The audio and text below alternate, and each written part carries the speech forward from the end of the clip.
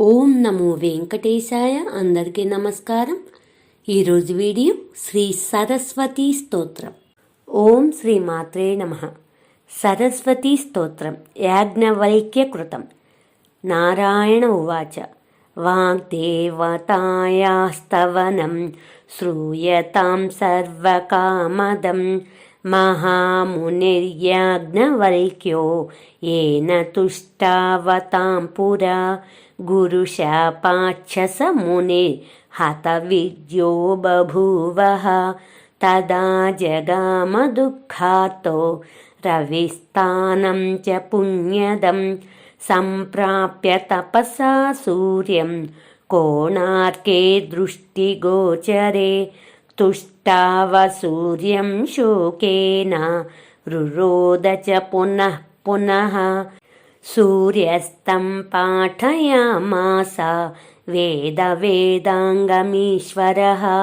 उवाचस्तु हि वाग्देवीं भक्त्या च स्मृतिहेतवे तमित्युक्त्वा दीननाथो ह्यन्तर्धानं जगामसः मुनिः स्नात्वा च तुष्टावा भक्तिनम्रात्मकन्थरः याज्ञवल्क्य उवाच कृपां कुरु जगन्मातर्मामेवं हततेजसं गुरुशापास्मृतिभ्रष्टं विद्याहीनं च दुःखितं ज्ञानं देहि स्मृतिं देहि विद्यां विद्याधिदेवते प्रतिष्ठां कवितां देहि शक्तिं शिष्यप्रबोधिकां ग्रन्थनिर्मितिशक्तिं च सच्शिष्यं सुप्रतिष्ठितं प्रतिभां सत्सभायां च विचारक्षमतां शुभां लुप्तां सर्वां दैववशान्नवं कुरु पुनः पुनः यथाङ्कुरं जनयति भगवान् योगमायया ब्रह्मस्वरूपा परमा ज्योतिरूपा सनातनी सर्वविद्याधिदेवीया तस्यै वाण्यै नमो नमः यया विना जगत्सर्वं शश्वज्जीवन्मृतं सदा ज्ञानाधिदेवीया तस्यै सरस्वत्यै नमो नमः यया विना जगत्सर्वं मूकमुन्मत्तवत्सदा वागधिष्ठातृदेवीया तस्यै वाण्यै नमो नमः हिमचन्दनकुन्देन्दु कुमुदाम्भोजसन्निभा वर्णाधिदेवीया तस्यै चाक्षरायै नमो नमः विसर्गबिन्दुमात्राणां यदधिष्ठानमेव च इत्थं त्वं गीयसे सद्भिर्भारत्यै ते नमो नमः यया विनात्र संख्याकृत् संख्यां कर्तुं न शक्नुते कालसंख्यास्वरूपाय तस्यै देव्यै नमो नमः व्याख्यास्वरूपाया देवी व्याख्याधिष्ठातृदेवता भ्रमसिद्धान्तरूपाया तस्यै देव्यै नमो नमः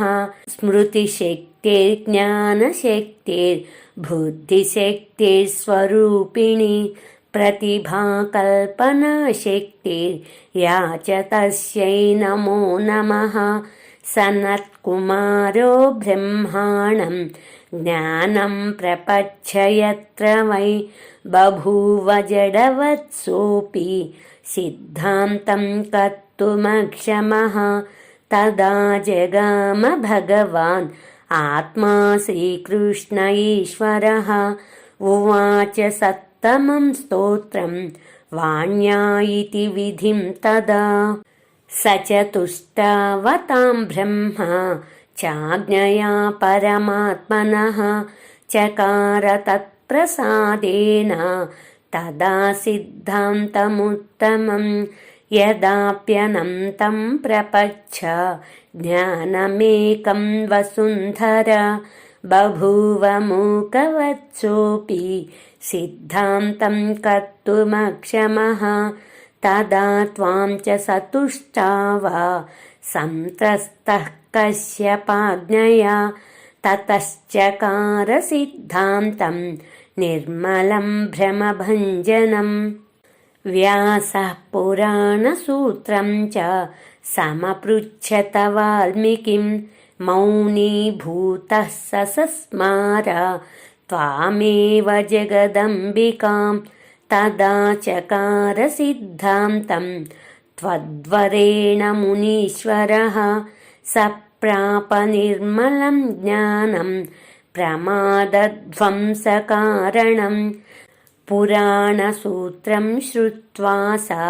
व्यासः कृष्णकलोद्भवः त्वां शिशेवे च दध्यौ च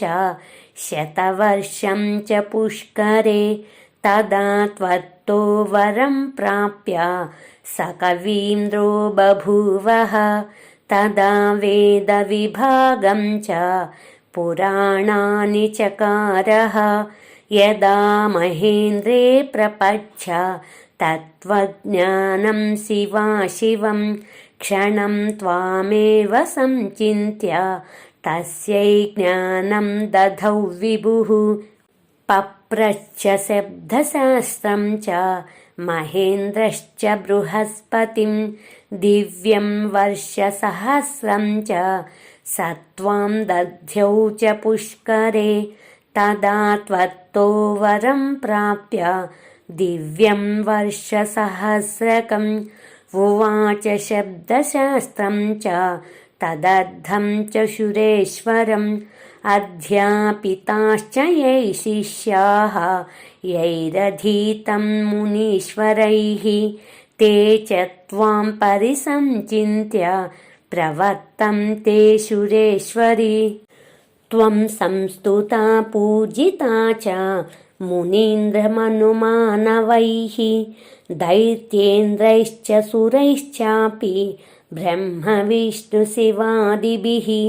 जडीभूतः सहस्रास्यः पञ्चवक्त्रश्चतुर्मुखः यां स्तोतुं किमहं स्तौमि तामेकास्येन मानवः इत्युक्त्वा याज्ञवल्क्यश्च भक्तिनम्रात्मकन्थरः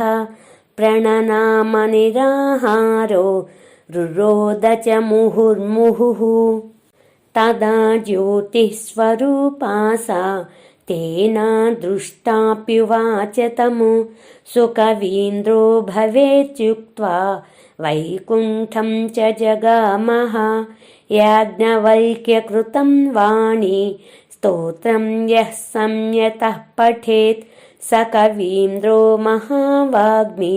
बृहस्पतिसमो भवेत् महामूर्खश्च दुर्मेधा वर्षमेकं च यः पठेत् स पण्डितश्च मेधावी सुकविश्च भवेत् ध्रुवम् इति श्रीब्रह्मवैवर्ते महापुराणे प्रकृतिखण्डे नारदनारायणसंवादे याज्ञवल्क्योक्तवाणीस्तवनं नाम पंचमोऽध्यायः। ఓం శ్రీమాత్రే నమః. Please subscribe, please like, share, comment. మరిన్ని శ్లోకాలతో నెక్స్ట్ వీడియోలో కలుద్దాం. ధన్యవాదములు.